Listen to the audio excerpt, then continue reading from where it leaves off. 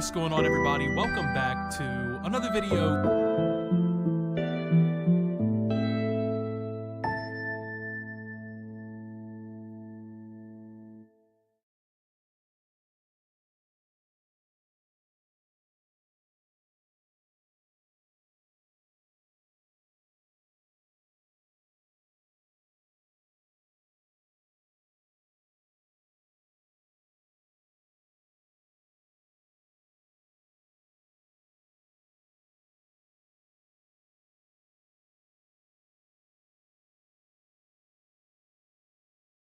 Talking about atomic bombs, and harassing people in public, just being weird, harassing women in public, just being completely odd, disrespecting the culture of the places that they go, disrespecting.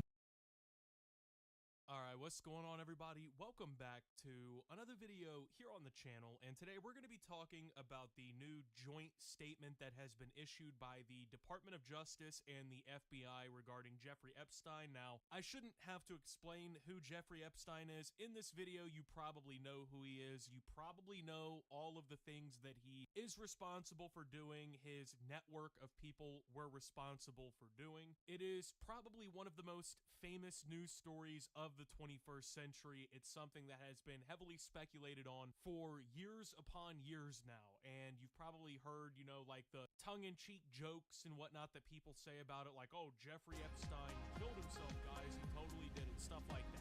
So there is a new statement by the FBI and the DOJ, who apparently did like a joint investigation into the whole Jeffrey Epstein situation, and they have reported back to the American public with a very contradictory statement. This is one that obviously goes against all of the evidence and stuff that's already been out there, everything we already know, all of the previous statements that have been made, even by the newly appointed people that Trump brought into the DOJ and the FBI and all these other places. We're at the point now where they're trying to kind of cover this up. They're obviously trying to do whatever they can to make sure that any real incriminating information or proof or evidence of anything that Jeffrey might have done, they're trying to make sure this doesn't make it into the public's hands, and it's very obvious why. They're trying to prevent the mainstream public from knowing the extent of what Jeffrey Epstein and his friends in Hollywood, politics, all these other places of power were obviously all either up to or knew about silently without doing anything about it. So, as part of our commitment to transparency, the Department of Justice and the Federal Bureau of Investigation have conducted an exhaustive review of investigative holdings related to Jeffrey Epstein. To ensure the review was thorough, the FBI conducted digital searches of its databases, hard drives, and network drives, as well as physical searches of squad areas, locked cabinets, desks, closets, and other areas where responsive material may have been stored. These searches uncovered a significant amount of material, including more than 300 gigabytes of data and physical evidence. The files relating to Epstein include a large volume of images of Epstein, images and videos of victims who were either minors or appear to be minors, and over 10,000 downloaded videos and images of illegal CSA material and other porn.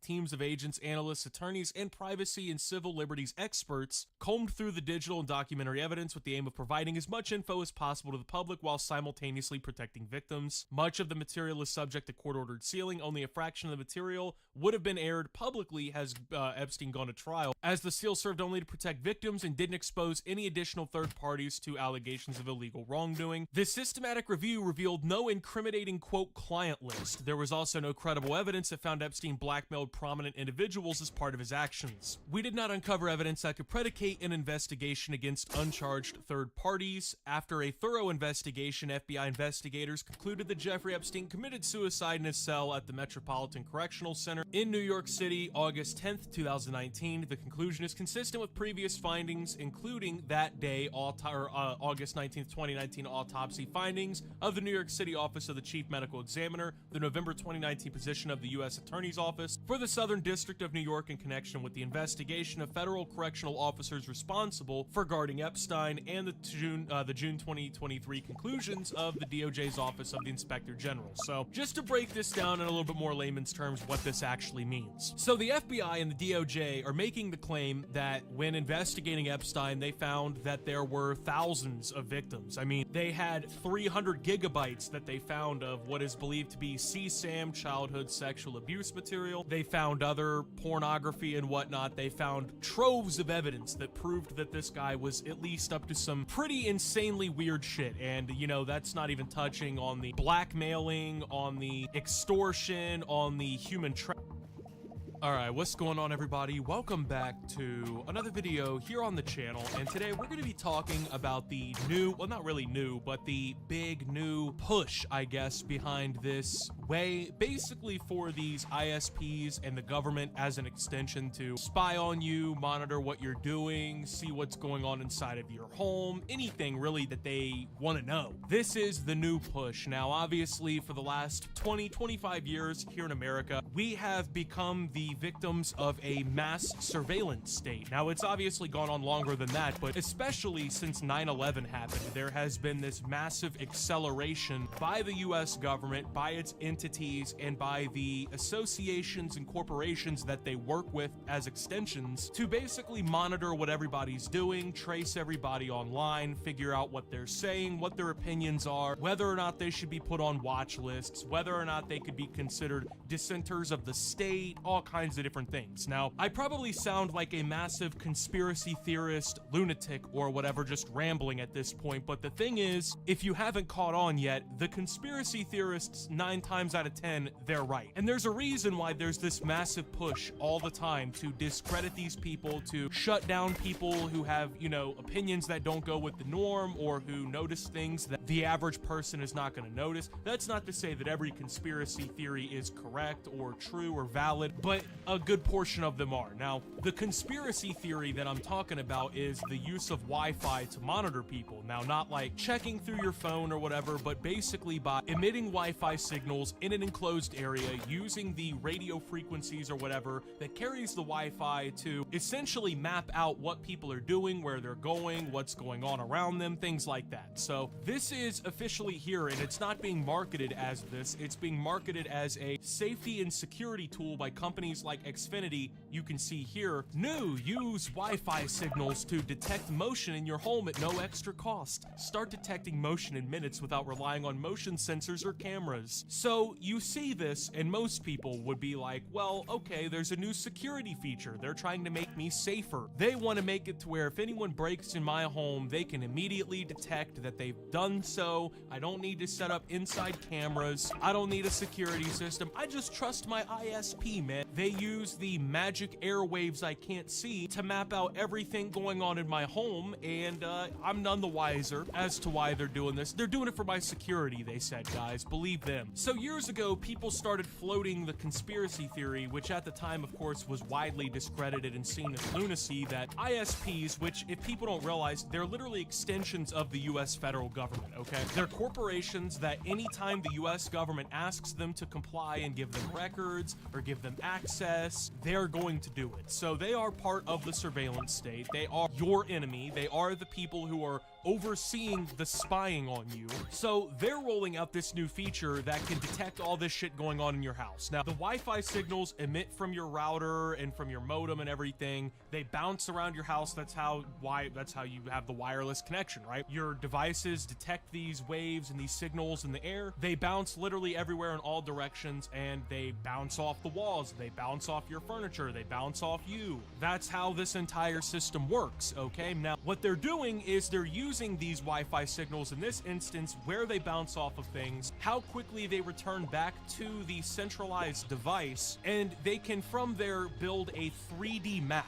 of where these waves are going, what they're interacting with, and from there they can literally create a perfect 3D map of your entire home. They can map out all of your furniture. They can map out all of your possessions. They can map out where you are, where any of your family is, down to a precise couple of inches. They can see what position you're laying in. They can see if you're in the cabinet. They can see literally everything from this, okay? They don't need cameras. They don't need any of that. The information from this alone is enough to 100% base basically map your home out. Now, of course, there's probably some weak spots or whatever in it, depending on how far the connection goes. But ultimately, this is what this is. And it's always marketed as a safety and security feature. That's how this always goes. It's the same song and dance. It's the same thing they did with the Patriot Act. It's the same thing they did when Edward Snowden exposed to us the extent of the NSA spying programs. It's the same thing they always do. They always go, oh, well, you want to be safe, don't you? You want to be secure in your own home, don't you? Well, what a lot of people don't seem to realize is it doesn't take giving a billion-dollar corporation access to mapping your home and everywhere that you're at 24/7 within it. It doesn't take giving them that access and priority for you to be safe in your own home. Now, there's something about safety and security in general that I think of every time I hear, oh, this is for safety, this is for security,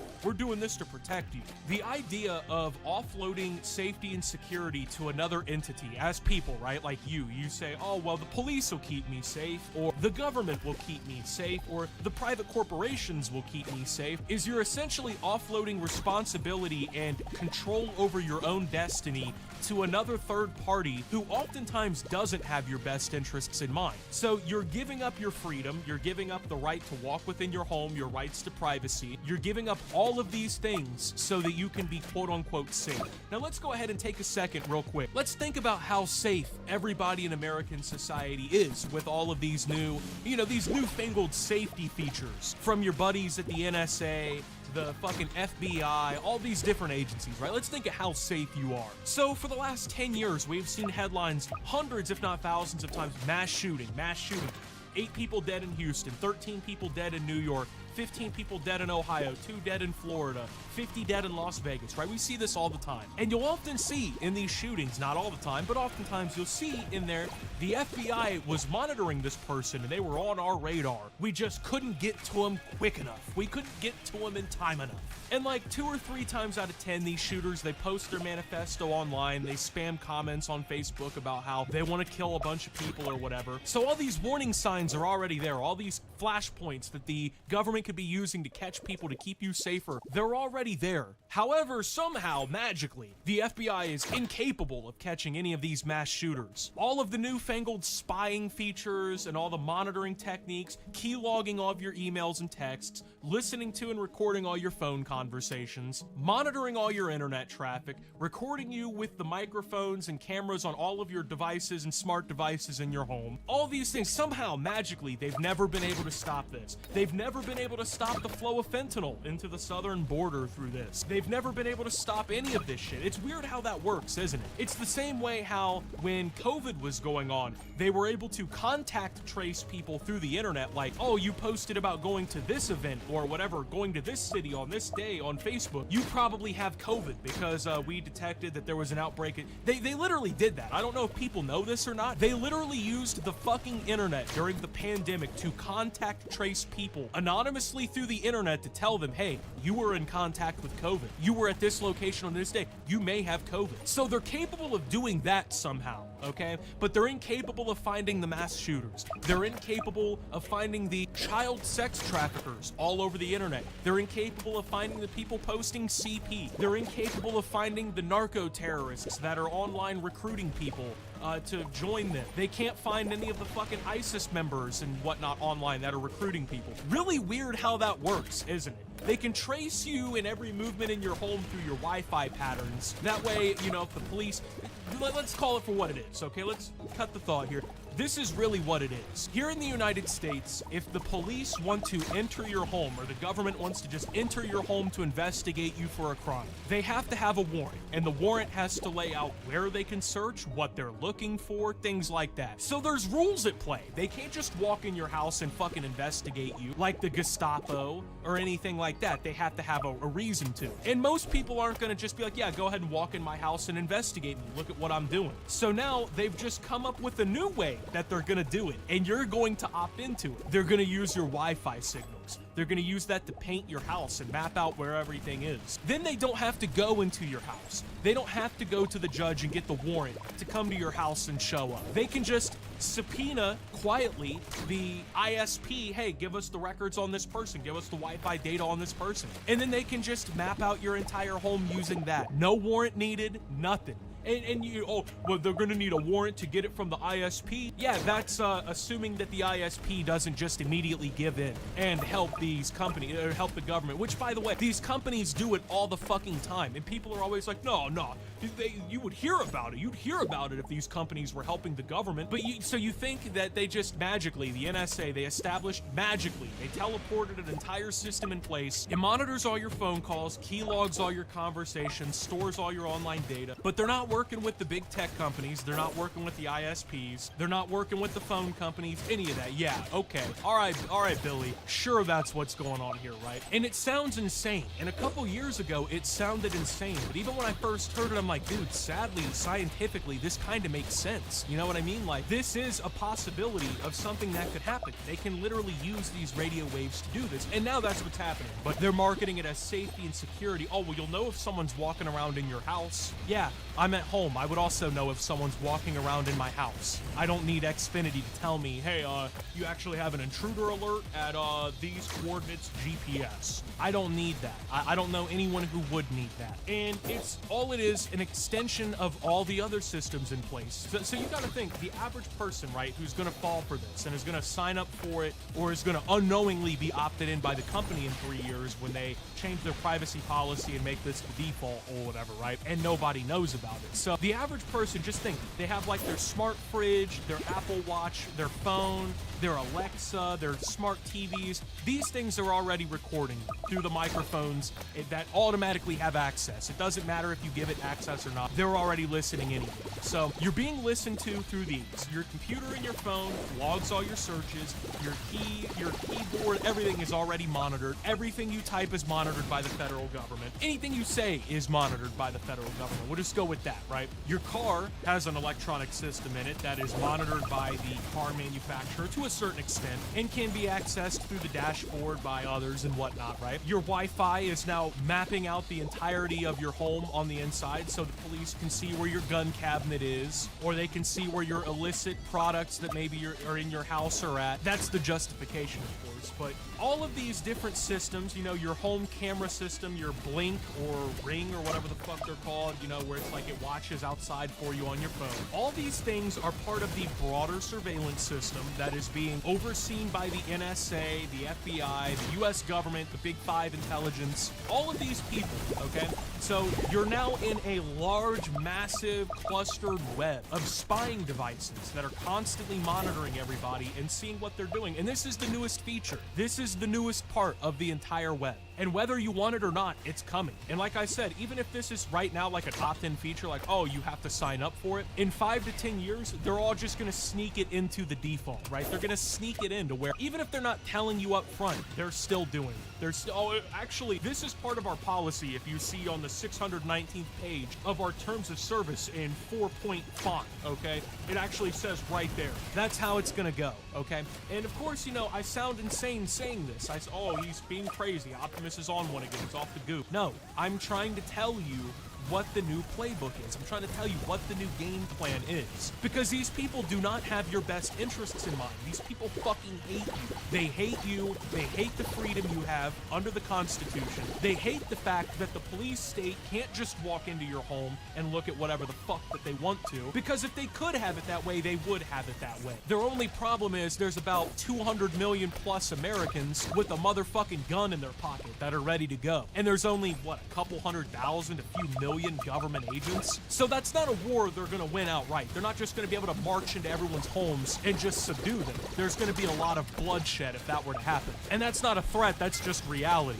But what it comes down to here is they can just secretly and silently map out what they want to know. They can secretly and silently gain access to the information that they want, and you'll voluntarily give it up without knowing. That's what this is. And it's scary to think, but right now, you're not seeing the applications of the youth. You're not seeing what they're doing in the same way that when people found out the US government was monitoring phone calls during the Cold War, they didn't realize that after 9/11, the entire government would become a fucking spying apparatus that monitored everything everybody did anytime, anywhere. You can't even leave your home anymore without being traced by the government, because the government is trying to make a cashless society where they force you to use a fucking debit or credit card to mark all of your purchases, where they happen, precise time code, which bank you use to make the fucking transaction. The cameras at the place can photograph you making the transaction. You get in your car, the GPS in that tracks everywhere you go, how fast you're going and doing it. Your phone is tracing everywhere you're going off the cell towers, off the app data usage. You go home, you're being completely fucking monitored like a zoo animal in your own home. Welcome to modern society, my guys. You enjoying your stay yet so far? Pretty cool, guys. So I just wanted to talk about this because most people see this and they don't understand. They don't see what the play is here. You're probably not going to see anything about this in the next 6 months in terms of usefulness for the government, but believe me, the fact that there will be no outright, oh, the government's using this real bad, they're catching everybody on it, that's what's going to be the cover code for it, because obviously they don't want you to know that they're doing this because it fucks with their information gathering. It really is just insane, man. But anyway, with that being said, thank you guys for watching. If you did enjoy, make sure to leave a like, subscribe if you're brand new around here on the channel, follow me over on Twitter and Twitch at SubToOptimus. Make sure to check out Shoptimus down below. Thank you to my Watch Optimus subscribers. Your support helps the channel tremendously. And until my next video, guys, this is Optimus, well, talking about the new spying mechanism that they're using against you, and signing out.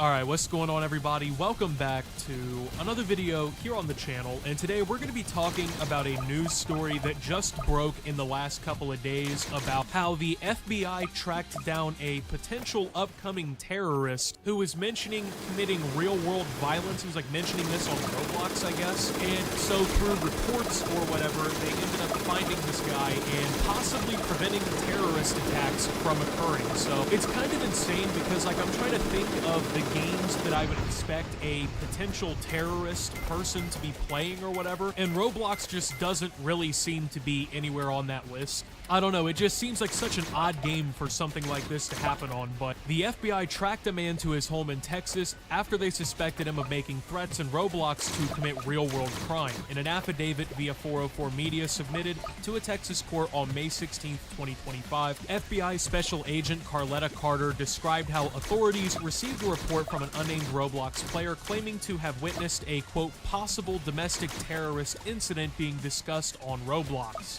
In images and statements provided by the witness, a Roblox user known as Craze3Pain was believed to have made threats in-game to, quote, attack a Christian concert or event. With billing information associated with Craze3Pain provided by Roblox, the FBI traced the account to an address in Texas where they identified James W. Berger. Alright, so this is an insane chain of events, right? Because usually, right, like you would think the FBI, if they're hunting down a suspected terrorist, you would think it's like they saw some social media post or something like that, or they found some disturbing email communication or something along those lines. But this is all coming from somebody, I guess, playing a Roblox game. I don't even understand how exactly something like that is supposed to go down. Like, I don't know, was this person planning the event live in a Roblox game with just people in the server? If so, like, I don't know, however it happened, it's completely fucking stupid, let's be real, but depending on how this all really transpired, this person might be one of the dumbest people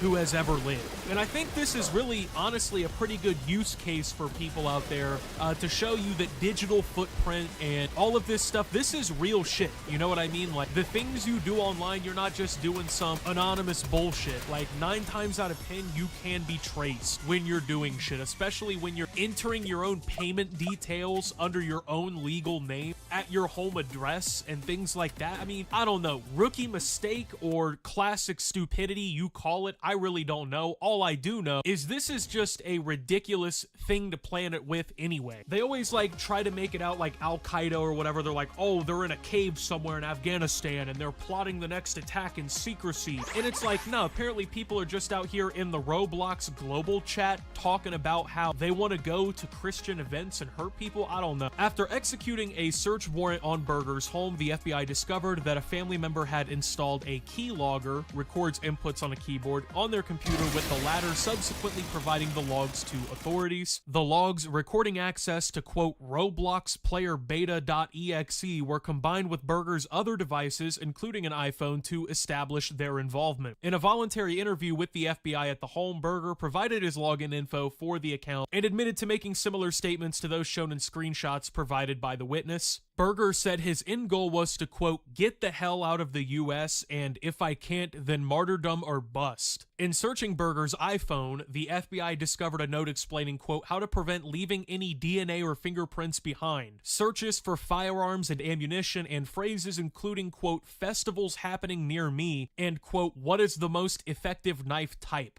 Carter also described how Berger had taken screenshots of his username being banned from Roblox. Quote, according to Berger in the interview, being banned in Roblox was a familiar occurrence, Carter noted. The affidavit concluded by recommending the courts issue a warrant for his arrest. So this story just keeps getting weirder and weirder, because first I'm like, okay, who in their right mind is planning terrorist attacks on Roblox? But then I'm like, oh, okay, you know what? Strike one, that's weird. Second off here, we apparently had some family member who decided, I don't know, out of the blue one day, to install a keylogger on this guy's fucking computer so that they could trace what he was typing on the keyboard. And essentially from there, they can see anything he looks up. They can see anything he would message or send through like social services on like Discord or whatever. It's like they would just be basically spying on him. So it's like, who does that? Because it's never come to mind for me once to be like, huh, I should put a keylogger on my brother's computer, or, you know, just put it on my friend's device. Let's see what he's talking about on his computer, right? Like, that is such an odd thing to do, you know? Out of anything that you could be doing, that just seems like something that doesn't happen the most frequently. If you could, like, give me 1,000 things in a list that, like, family members would do to fuck with one another, I think putting keyloggers wouldn't even make the list for me. But apparently, through said keylogger on the computer, they were able to trace like a bunch of these searches that he had made. And I mean, these are some pretty alarming searches for somebody who has now openly admitted that he wants to leave the US because he apparently doesn't like it here or whatever. And if he can't leave the United States, he's willing to, I guess, be a martyr. I don't know for what. I mean, you're gonna die and be considered like a villain or whatever. I don't know. You don't really become like some fucking cult hero or anything. I mean, I don't really know what the whole thought process is, but apparently he doesn't like being here and he wants to fucking hurt people who are here. So I think everybody can agree this is somebody who should go. But I think it's also very interesting to point out here that out of everything that he like specifically wanted to target, he made a note of it being Christian events or whatever, right? He apparently wanted to target Christians out of all people right now. To me, that should be considered a hate crime. Like, you're literally targeting people based on their religious beliefs or whatever. That's a hate crime, right? Like, this guy should be not only just a terrorist, this should be like hate crimes, all kinds of shit. So it's just like a very weird, peculiar case to even hear in the first place, right? Because the guy also has like a super American name, like the last name Berger. I can't think of anything more American, right? So it's not like this is some, I don't know, immigrant or something like that. Like, it's somebody who may be considered like part of a terrorist cell, at least from what we can tell. I don't know. So this is more of like domestic terrorism that this would have fell under, I believe. I mean, he lived in Texas and everything, and from everything that can be insinuated here, the guy is like an American, which is pretty odd that he wants to get out so badly and then also is willing to hurt other Americans. I don't really know, but imagine being so fucking stupid though,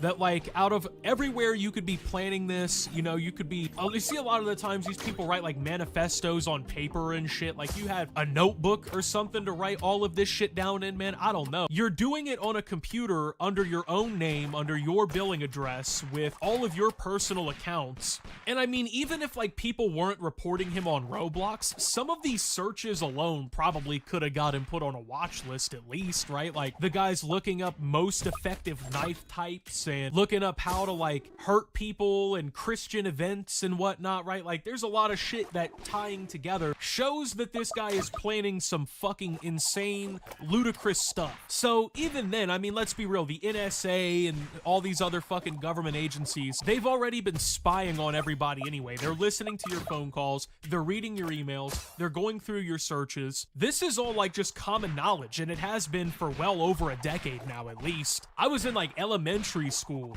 when all of this shit really started kind of like becoming known by people. So you would just think that most people already know, like, yeah, you can't just go online on Google and type in how to make explosive devices, no FBI links, shit like you can't look stuff like that up. You can't go around talking in chats talking about how you want to hurt people and like go to events and hurt people and shit. I mean, these are people online. It's not even like you're doing this with your friends or like in a concealed area. You're doing this in a public video game text chat where everything ties back to you ultimately, and anyone can report you. You know what I mean? Like literally anybody in the game can just press your account, report the message, probably have the message ID, everything, and then you're just cooked. It's so fucking stupid. But then again, I mean, our terrorists most of the time, like terrorists and criminals, they're usually not smart people. You know what I mean? It's very few that are actually capable of doing anything that actually amounts to anything that they want to do, right? So I guess if anybody out there is watching this, you gotta know Roblox probably isn't the place to be doing this. So welcome to the new world, man, where everything is online and people are just like so far into the internet and everything. Apparently they just forget that this shit really is like digital footprint is real. These things are all true. These things are actually things you should be concerned about. You can't just be going around saying and doing whatever you want, man. So anyway, with that being said, thank you guys for watching. If you did enjoy, make sure to leave a like, subscribe if you're brand new around here on the channel, follow me over on Twitter and Twitch at SubToOptimus. Make sure to check out Shoptimus down below. Thank you to my Watch Optimus subscribers. Your support helps the channel tremendously. And until my next video, guys, this is Optimus, well, talking about the FBI finding this terrorist on Roblox and signing out.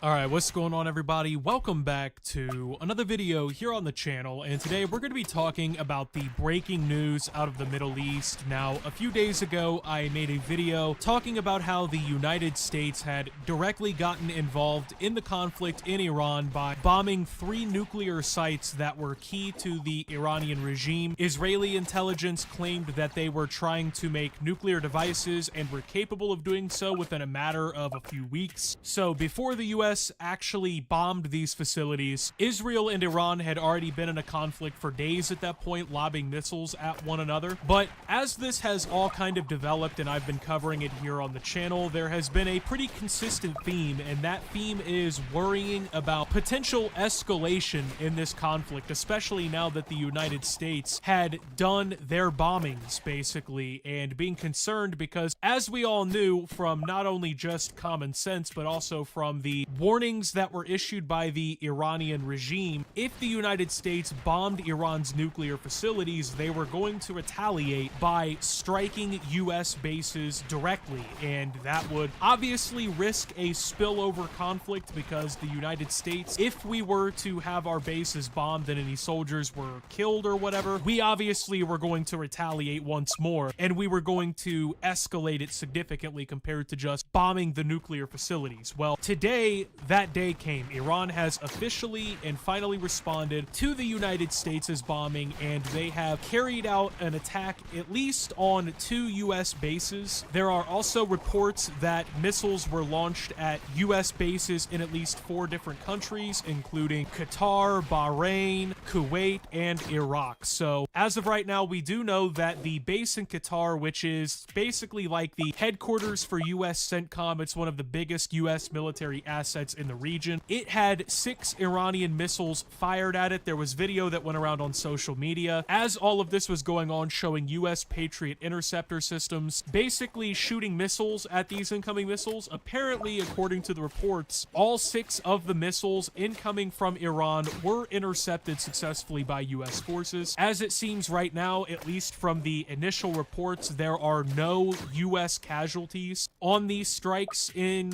the bases and whatnot by Iran, so that is at least a shred of good news, because I've been worried, I'm sure many of you have also been worried, that when these strikes were going to be carried out by Iran, if they obviously killed any Americans or did enough damage or whatever, there was going to be a significant escalation and probably at that point a full-out war between the United States and Iran. So as of right now, it looks like the worst has been spared, and even now there is reports suggesting that up to 12 hours before they launched the missiles at the US base in Qatar, the Iranians had given the Qataris some like 12-hour advance, basically, that they were going to be bombing that US facility. Also notably, that facility the United States anticipated would be the target of any retaliatory strikes due to its importance in the region. So a lot of the aircraft and a lot of the like US military weapons and hardware and whatnot, and some of the personnel were actually removed from that facility days in advance. So a lot of people are saying, oh, you know, Iran struck an empty facility. Well, as it appears, none of the missiles actually made it through. That may be subject to change. I'm obviously basing all of this off the initial information that we're getting. It's been about 2 hours or so since these attacks began from the Iranians, and so I gave it a little bit more time. I recorded the first draft of this video kind of as it was happening, but obviously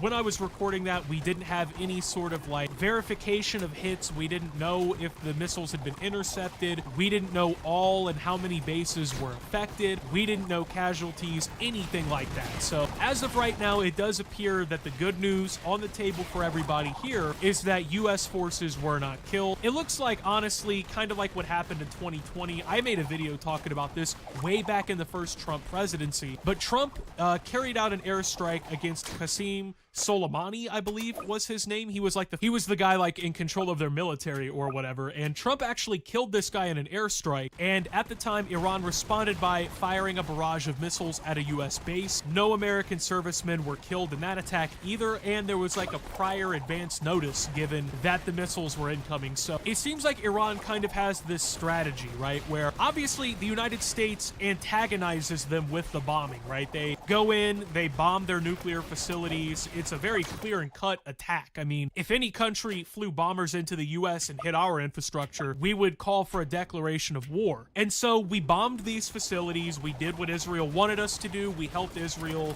carry out one of their objectives in striking Iran in the first place. We apparently win because we've been saying that Iran can't have a nuclear bomb. So we get a shot at their nuclear facilities, and they obviously were going to respond. And they did basically what they did back in the day, where, you know, they give advance notice and they shoot the missiles at the base, but not in a spot where it's going to hit any like American like faculty or servicemen or anything like that, because obviously Iran isn't fucking stupid. Like, I know a lot of people think that Iran, you know, how dumb can they be to keep trying to mess with the US or whatever, but they honestly know exactly what they're doing, because Iran knows just as well as anybody that if they, you know, they send a missile in and they kill 70 American soldiers in a barracks, Trump and the US military are going to bomb the ever-living fuck out of Iran. I mean, we know that that's going to happen. Trump is not bluffing when he says that. This is the same guy, like I said, he airstriked one of their head generals. He just flew B-2 stealth bombers in and bombed their nuclear facilities with bunker-busting munitions. He has openly threatened or hinted at the possibility of killing,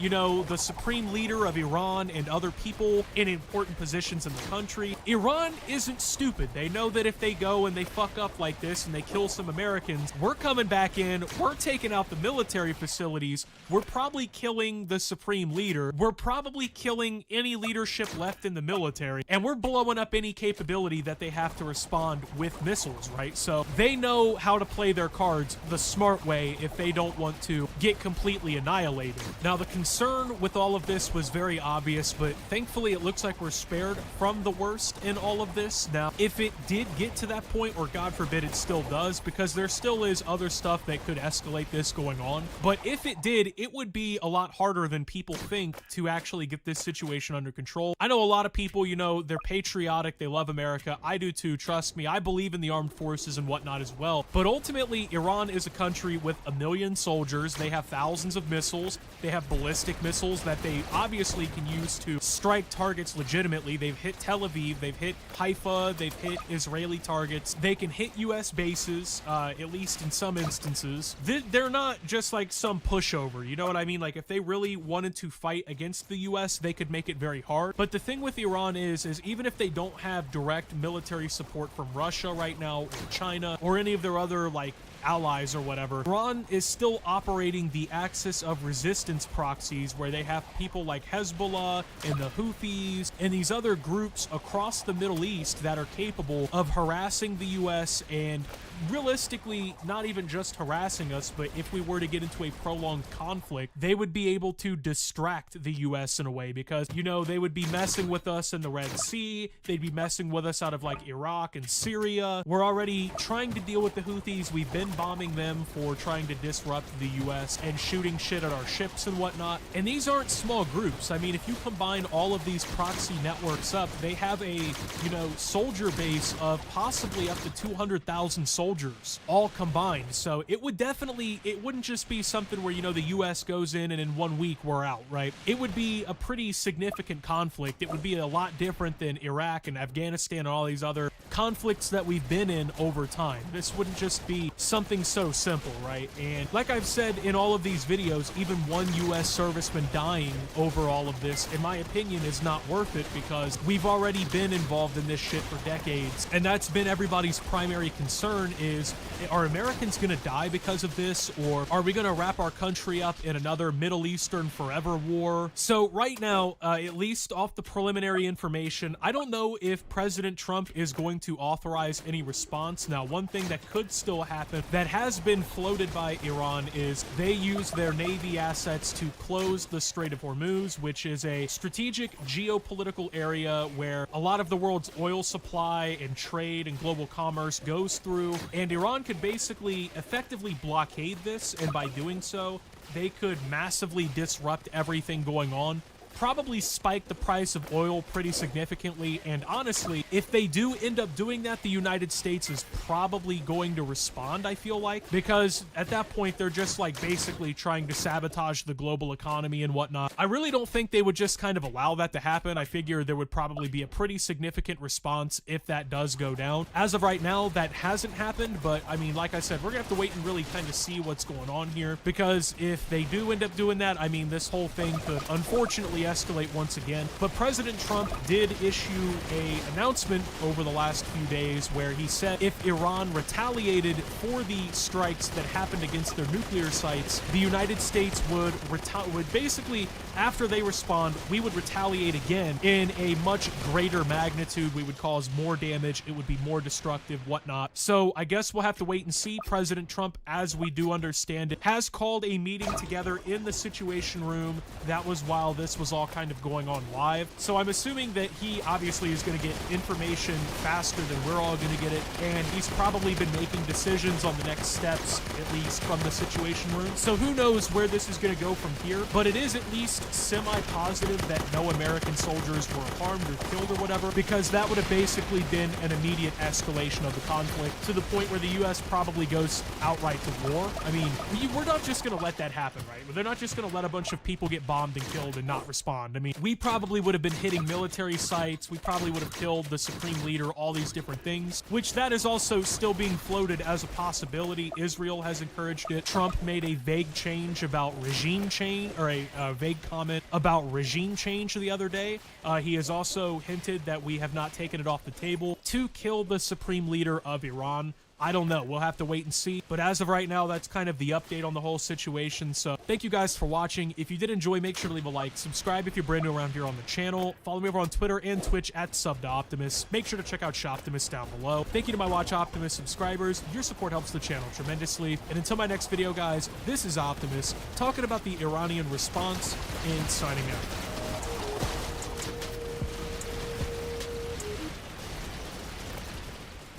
Alright, what's going on, everybody? Welcome back to another video here on the channel, and today we're going to be talking about a controversy that is, I guess, involving Mr. Beast, Jacksepticeye, a few other YouTubers as well. But really, this situation here, as, you know, small and contained as it actually is only more of like a symptom of a grander problem that's happening, not even just on YouTube, but basically across all of society at this point. I mean, the AI bubble that has exploded in in the last few years is currently reshaping pretty much everything. I mean, kids in college now aren't even writing their own essays, a lot of them. They're just having ChatGPT do it. In a few years, you're gonna have people who are doctors and lawyers and shit using ChatGPT and other products like that to do their jobs, and that is something that is also the same basically for YouTube and other platforms like this. So Mr. Beast has partnered with this new tool or whatever that he has been marketing the last couple of days.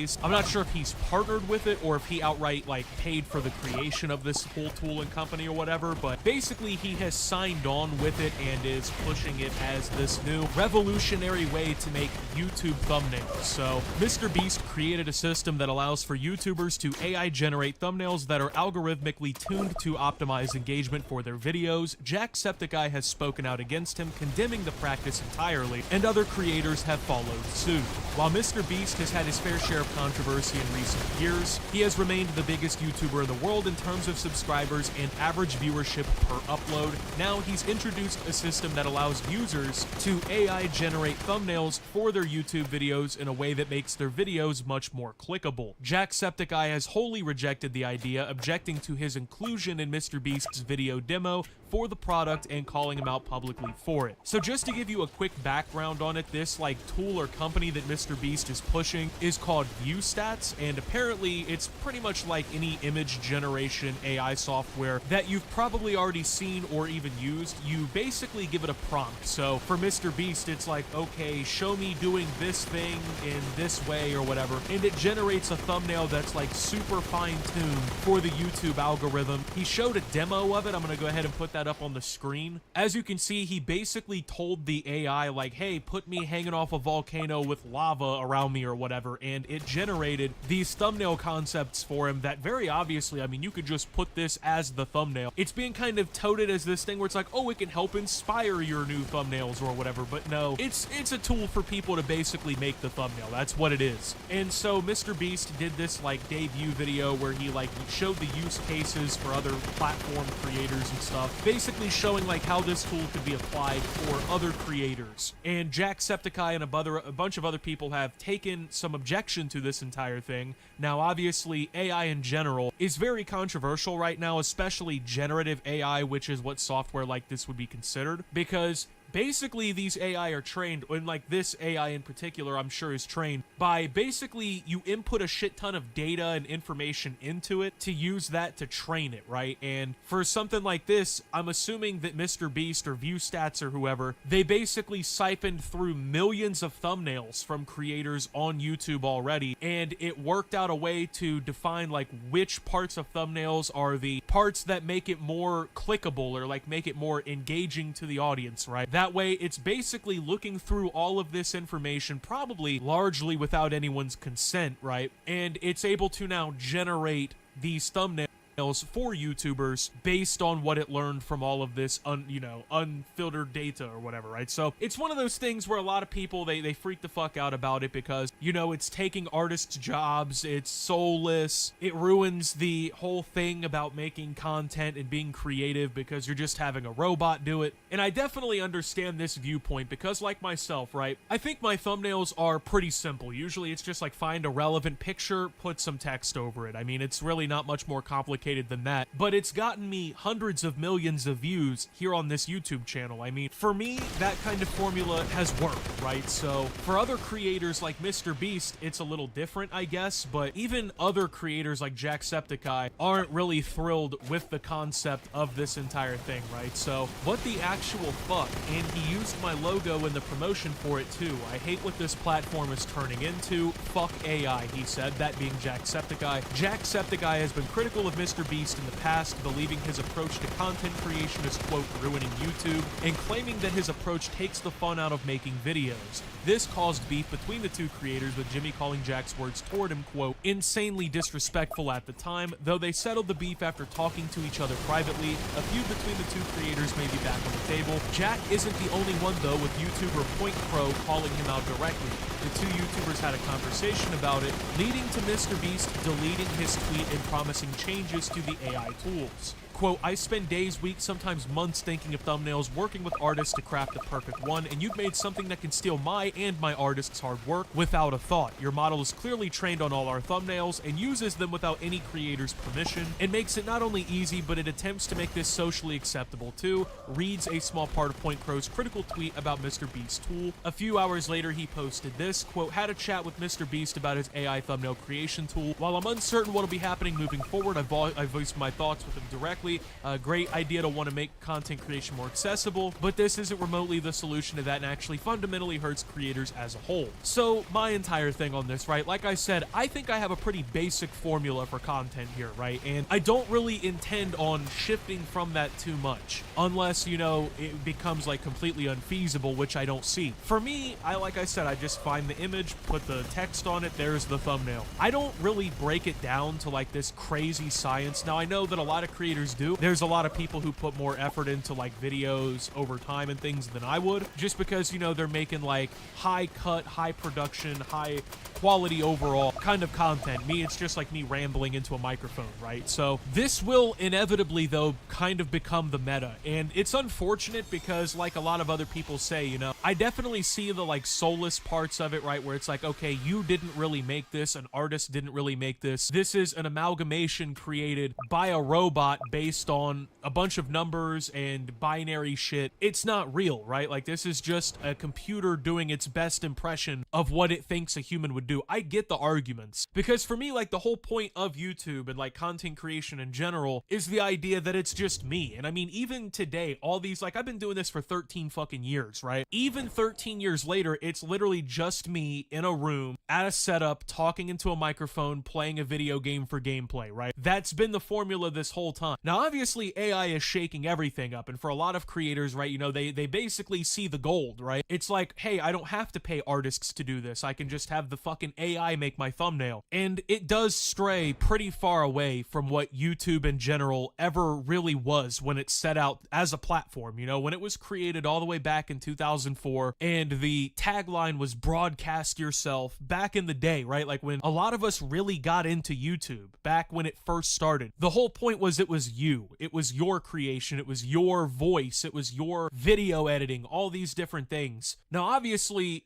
I mean, let's be real, it's been way over a decade at this point since this really kicked into motion. YouTube has become sanitized, it's become corporatized, it's become this basically alternative to cable television and shit like that. I mean, it's no longer the broadcast yourself website, it's the follow the guidelines, do what the trends say, do what the algorithm says, corporate platform. That's what it is. So I think a lot of the soul and the heart and everything to YouTube has already been gone for a long time. But with things like this, we are accelerating that demise. I mean, that's just the reality of it. There are entire YouTube channels at this point that are ran, made, built, and everything by AI. And they're making millions of dollars, and they're competing with actual YouTubers. So this is something that's been going on, and this is just the, I guess, next front of this entire thing. But for someone like Mr. Beast, you can see why he doesn't really give a fuck. You know what I mean? Like, Mr. Beast doesn't care because his videos are already being made by employees anyway. Like, he and his employees are running a multi-million, probably a multi-billion-dollar brand at this point. I mean, they're doing the chocolate bars and all this other shit, right? They're doing a multi-billion-dollar enterprise. So they don't give a fuck about, like, oh, the soul of the video, oh,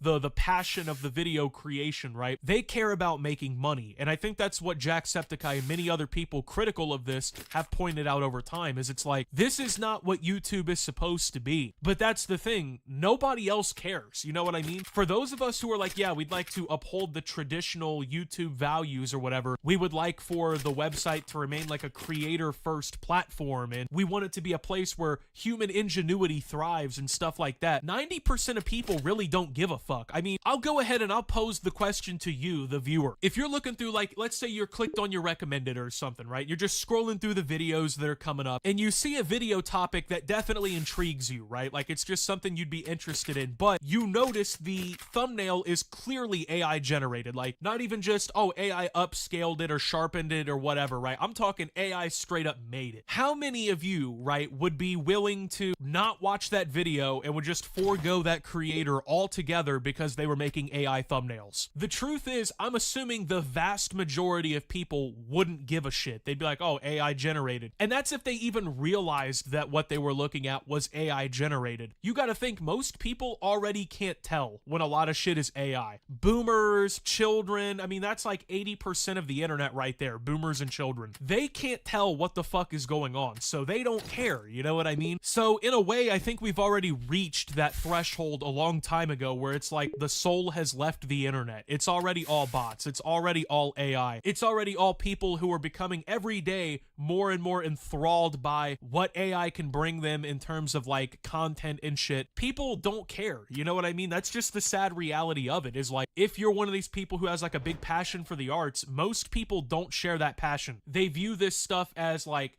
stuff to consume. That's really what it is. It's consumption material. They don't care who's making it or how it's being made. They just want to see the shit, bro. Put the video in the bag, you know, put the thumbnail in the bag. That is the mass mentality. In fact, I'm gonna go ahead and start a poll over on the community tab of my channel today as this video rolls out, asking like, hey, if you saw an AI video or thumbnail, would you refuse to watch it? I really am curious to see what the viewers think on that one, right? Quote, just mentioning because I think it's important to note that he reached out, even though we still largely disagree, leaving everything up to discourage this still, and I'll count this hopefully as my book into the saga. Mr. Beast replied to that, outlining the changes he wants to make to the tool. Quote, already working on changes like face swap, should only be used to swap your face on your thumbnail, obviously not others, and overall I'll build this more in a way to be inspiration for artists / a tool they use and not replace them. Very good feedback. Quote, my goal with view stats is to build tools to level the playing field between people like me with 300 employees and new creators that can't afford a small army, Mr. Beast explained. Now, the statement here by Mr. Beast, right, like when you hear that, you're supposed to think, okay, he's not only doing this for him as the man with the enterprise, but he's doing this for small creators. He's building them a tool to help them, you know, because they can't afford a small army or whatever, right? But when you look at the product itself, it's $80 a month, which, by the way, that's more than like Adobe Creative Cloud with all the programs. That's more than like ChatGPT and all the other AI platforms that you can use to like generate images and stuff like that. So this isn't necessarily, at least in my opinion, and like I said, I've been doing this a long time. I've done this as a small creator and a large creator. I don't think this is like the argument to make where it's like, oh, I'm doing this for the little guy. I'm doing this for the guy who's on a budget, right? Because I mean, $1,000 a year is not a budget tool. That is what we would call a premium asset in a person's toolkit, right? Like that's something that you basically write off on taxes as a business expense kind of thing. This is not some, like if it was $5 a month or something like that, okay, I kind of see where you're coming from, but this is $80 a month. I don't think it's just some tool for the little guy here. I mean, if you're some dude with 500 subscribers and you want to AI generate thumbnails, you're just going to use your ChatGPT subscription, or you're going to go use Grok or whatever, Midjourney or some shit like that, right? So obviously this is massively controversial. Mr. Beast deleted the initial post on Twitter about this entire thing. He was getting flack, not even just from creators, but just from everybody in general. Pretty much everybody I saw talking about it was speaking negatively, but then again, you got to think like Twitter is kind of an echo chamber in a way. It's like its own unique culture. It kind of has its own opinions that are really only held mostly by the people using that website, right? I mean, like I said, a lot of people, the whole AI thing is weird because when you hear people talk about it online, you hear people like really intensely critical of the entire thing. But then when you just talk to like normies in real life or whatever, you just talk to people who aren't like on Twitter or whatever, they're not in the loop with how people like have their opinions online. They think that AI is the coolest shit ever, you know, like your grandpa is gonna have ChatGPT on his phone eventually and he's gonna be fucking with it all day long, you know, he's gonna be making pictures of woke pink-haired liberals drinking, you know, liberal tears or something in a Fox News mug, right? That like, that's what's gonna be happening, you know? The normal people, the everyday person person, they don't give a fuck about the YouTube AI thumbnail controversy or whatever, right? And so when it comes to like this stuff becoming normalized, I mean, it's already kind of here, bro. Like, it's not going anywhere at this point. You're not shutting this shit down, you know what I mean? Like, even if Mr. Beast's venture here failed, which I don't see it happening, I just saw some like notification from YouTube the other day that they are going to be rolling out an AI thumbnail generation tool, and it's going to be like in closed testing or whatever, and it's going to inevitably be rolled out to everybody, as all these features are, but like that's in the pipeline, you know what I mean? So if YouTube themselves are already backing this kind of stuff, they're already announcing that like they're going to be molding in AI generation tools for things like YouTube Shorts and all kinds of shit. I mean, if it's already to that point, we're kind of already too far gone. Like, this stuff is already here. It's beyond, oh, we can't normalize this or make it socially acceptable. It already is, you know? People have already turned the blind eye to what AI is. It's already here, you know what I mean? Like, the companies are already established. They're already getting the product out. You're not closing the bottle on this genie now. So it is one of those things where it's like, damn, it's kind of dystopian or whatever. Looking at it, it's like, well, this isn't what we intended with the platform. This isn't what most creators are like, yippee, you know? But ultimately, I mean, it's one of those things. In 6 months, everyone's going to forget about it. It's going to be just completely memory hold. It's not going to be one of these situations that people really care about long term. And so with that being said, thank you guys for watching. If you did enjoy, make sure to leave a like, subscribe if you're brand new around here on the channel. Follow me over on Twitter and Twitch at @SubToOptimus. Make sure to check out Shoptimus down below. Thank you to my Watch Optimus subscribers. Your support helps. Alright, what's going on, everybody? Welcome back to another video here on the channel, and today we're going to be taking a look at probably one of the most insane and just out there things that I've ever seen take place between two YouTubers before. Now, we've obviously seen many times before where some horrible stuff happens on live stream. I mean, just a few months ago, we covered a situation where there were these 3 female streamers. They were at like the pier, or they were in some like public carnival kind of area, something like that, right? And this stalker was like chasing them around, harassing them, acting like he was gonna hurt them. Well, in this video, we're gonna be taking a look at something that just unfolded. I believe it was yesterday night in Las Vegas. There was a shooting out front of the Bellagio Hotel fountains in this like really populated, very pedestrian dense area. And it turned out that the entire thing happened between 2 YouTubers who have apparently had this long-standing feud. It's by far one of the most insane things I've ever seen happen on a live stream. Unfortunately, the person who was streaming to their YouTube channel by the name Finny the Legend and his wife were murdered in this attack here. Now, to give a little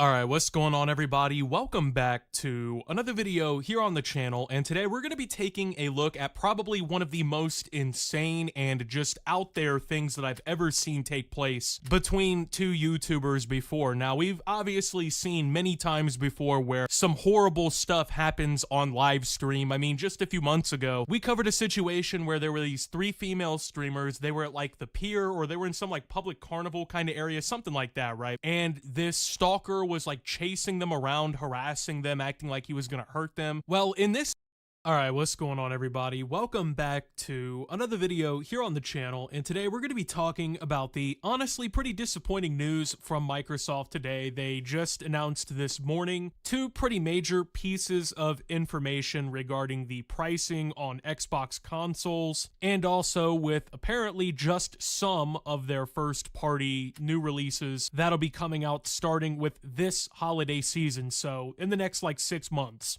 So the announcement is that some of their hardware, like their consoles and whatnot, will be seeing price range increases of $80 to $100 depending on which edition consoles you're buying and whatnot. And of course, like I said, some of their upcoming first-party releases will now also see a price increase to $80. So we just saw a few weeks ago with the Nintendo Switch 2 reveal and all of the information kind of relevant to that as well. Nintendo had increased their prices pretty big time. Their games also went up to $80 to $90 for some of their first-party releases, and you only have to assume at this point that Sony will shortly follow suit with all of this. There is no reason for them to leave money on the table. And also, as we learned with the Nintendo Switch 2 situation, and as we've pretty much learned many times before this even anyway, this price hike, even though it's being complained about, people are making tweets about it, myself included, making videos, myself included, even though people are basically being negative towards this, nothing is going to change, because like with the Nintendo Switch 2 situation, all of this shit will still continue to be bought off the shelves, and nobody is going to curb their consumerism when it comes to video games, because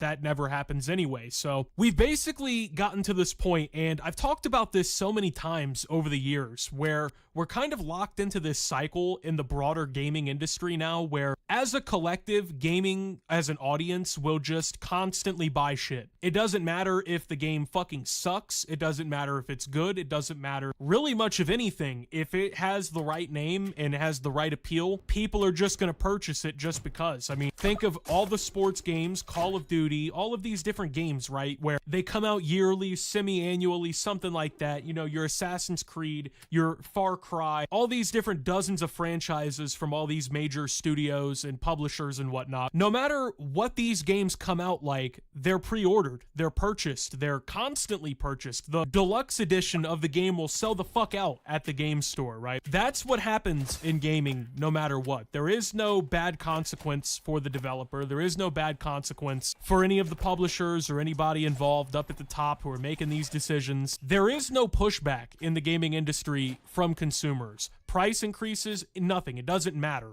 People are going to continue to buy, and you know, just like here, Microsoft increasing their games to $80. Lots of people are shitting on them for this. Lots of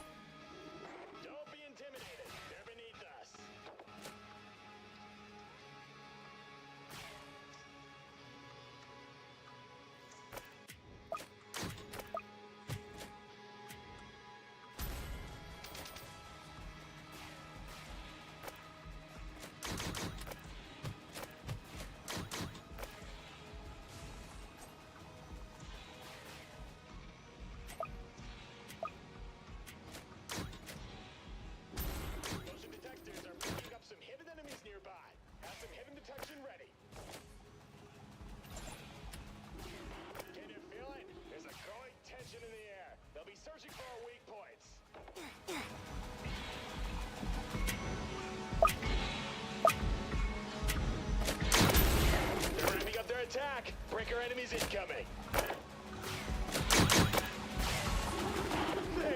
They can overwhelm us with some cheap gimmicks.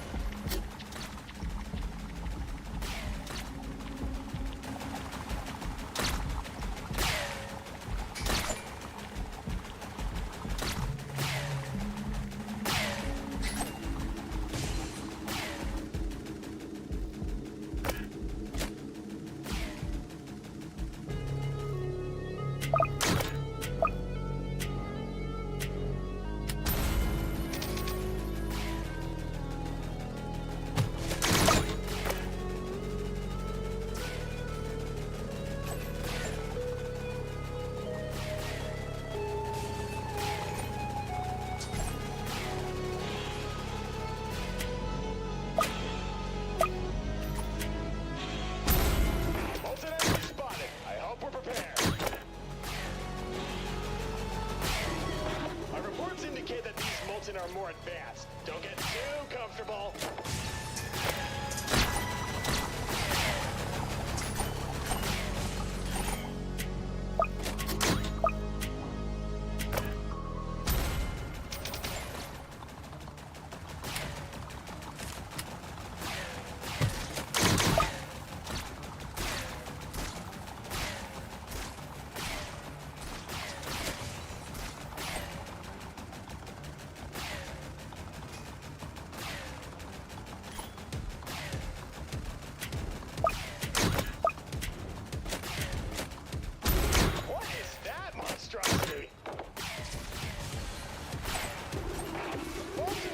To adapt and manifest new enemies. They seem to be learning.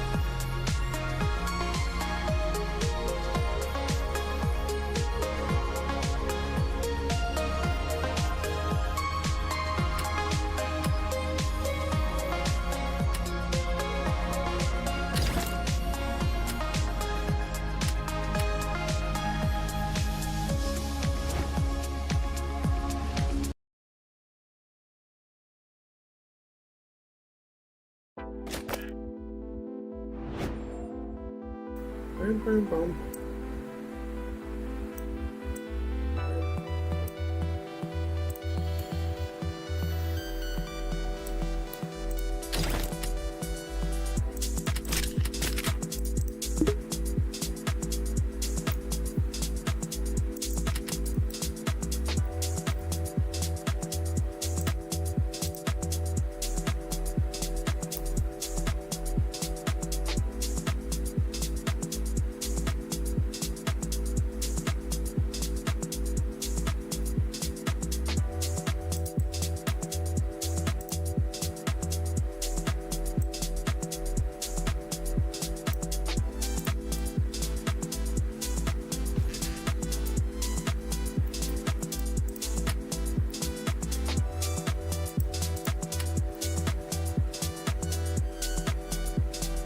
I must say, I'm unimpressed. Weird loadouts. This map's not very long.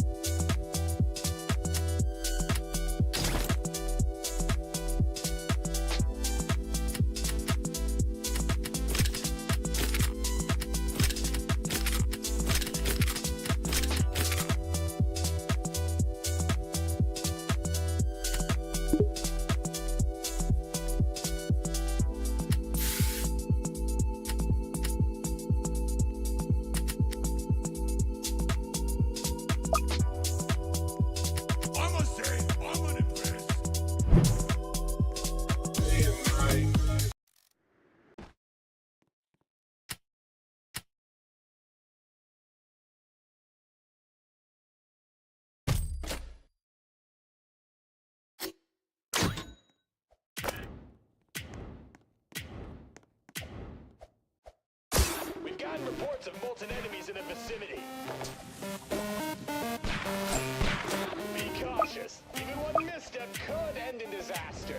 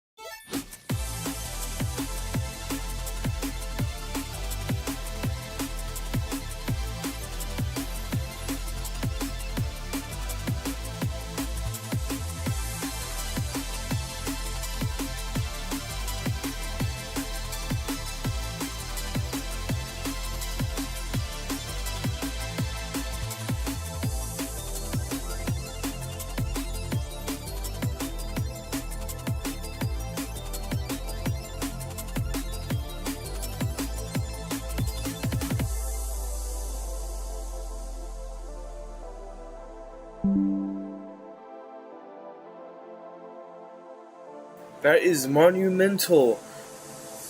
None of you guys know how this game works. I'm just gonna tell you right now, that should not work. That should not work at all.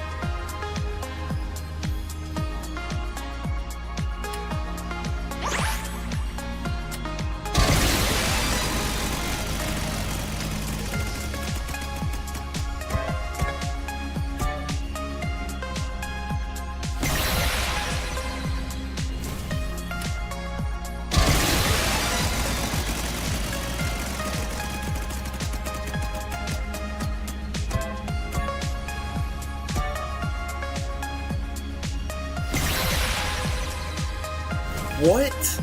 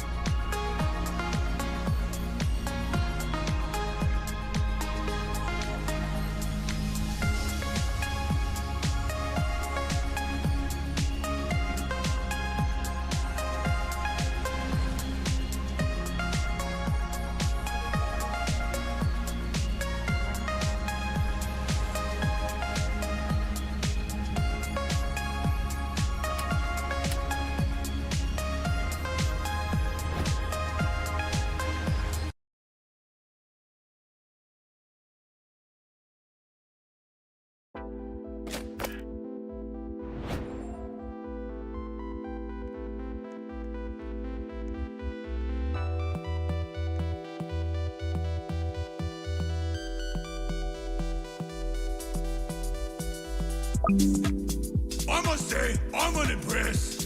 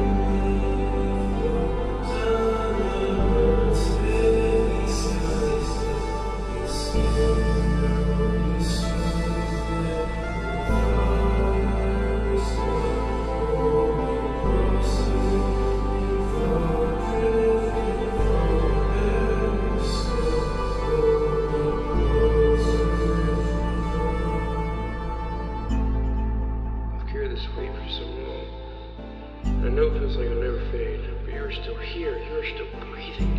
And that means there's some time to heal, time to grow, time to see that even the darkest nights have a horizon. It won't happen all at once, but you are not alone, and you will make it through. Just promise me